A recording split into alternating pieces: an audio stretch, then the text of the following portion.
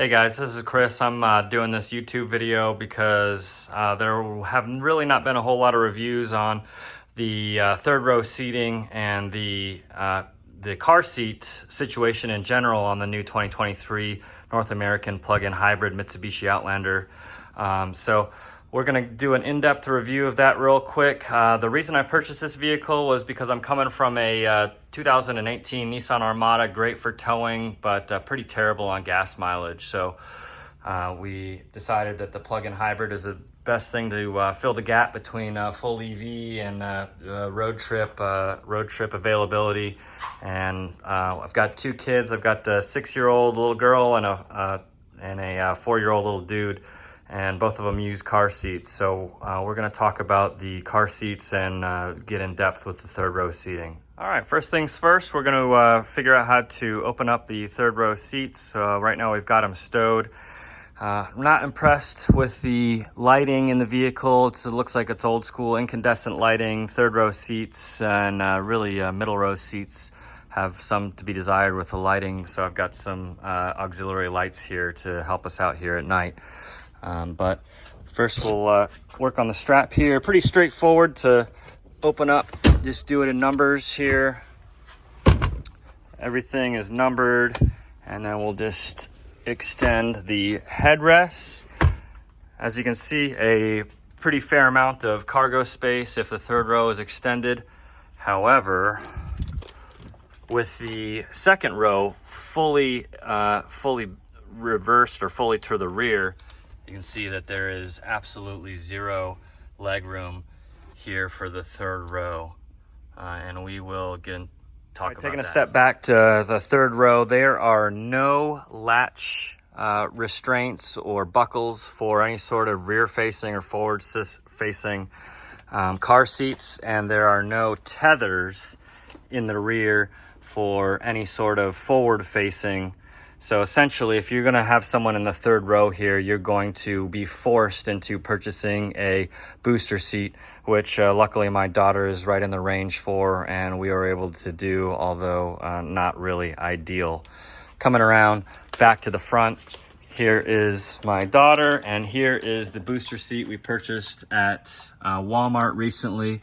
So it requires no tether, no anchor, and it will use the regular seatbelt, booster up, and make sure that it positions the seatbelt over where it needs to be, so that she can be as safe as possible, although we're still somewhat skeptical with the third row safety. So it really needs to be a short-term thing, because the second row is going to be the safest option by far. Here in the second row, we've got my 4-year-old son's rear-facing seat. He's a little small, so he's going to stay in here for a while. It uses a latch system, pretty easy to install, and really no issues there with it installed. No issues with the leg room for the front passenger row. Would be perfectly acceptable to accommodate the 6-foot individual. So really no issues. However, keep in mind that there is no possibility per the instruction manual Mitsubishi of having any sort of latch system in the center seat. So if that's where you want your children at, then that's not going to be a possibility for the latch system. All right, we'll go ahead and scoot the booster seat from the middle row to the third row. Feel free to not like this video. Feel free to not subscribe. I'm completely comfortable with that. This video is not for me. It's for you. So hopefully it's valuable for you. I couldn't care less. So we will unstrap here, thread it through the loop, take this out. Pretty lightweight, pretty easy on the leather, which was of particular importance to me. Use this latch up here, bring it forward, and then the whole thing will slide forward. So the Armada, the whole back seat would flip forward, and you had a very easy access. As you can see, we've got a few inches of access for the third row passenger. Again, fine for a little 6-year-old, but pretty awkward for anyone bigger than that. Here's the third row right here with the standard seat belts. All right.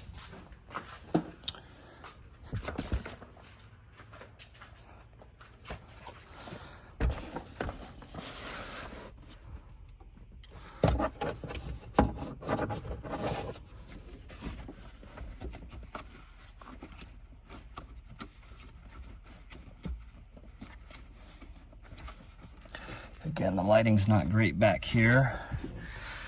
And it generally requires an adult to secure this, so it can be pretty awkward.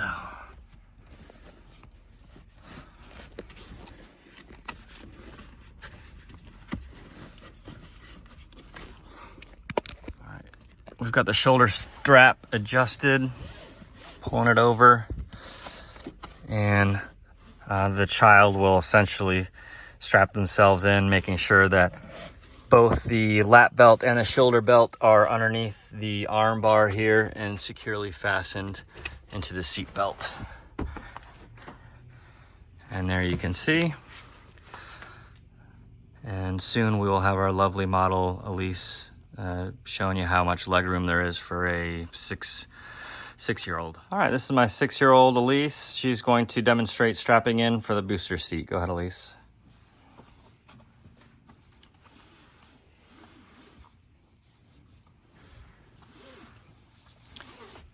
She's about 50 pounds and in pretty good shape for a booster seat, ensuring that both the lap belt and the shoulder belt are tucked underneath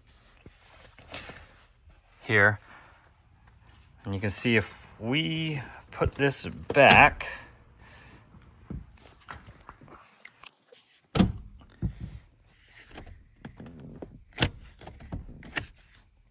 right there is about right where her feet are touching the chair. But if we slide it back any further,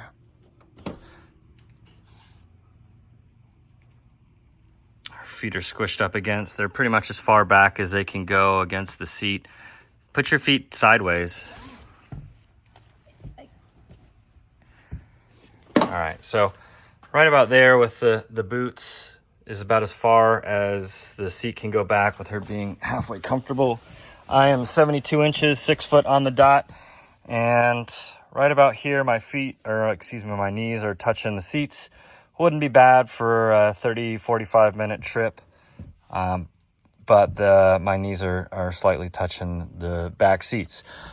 The front seat. Coming up, the front seat is fitted perfectly for me, 72 inches, and this is how I drive pretty much every day. So a little bit of compromise for the middle row here to have her, of course it locked, to have her tolerate the rear. But as she is done here, we can remove the shoes, and that helps out quite a bit. So we can really even slide this. Let me know when it's uncomfortable. It's perfect. Okay. Is that okay? Yeah. You can deal with that? Yeah. Okay. And all of a sudden, got plenty of leg room for 6 feet here. Could pretty much sit here for a long road trip as long as her shoes are removed. So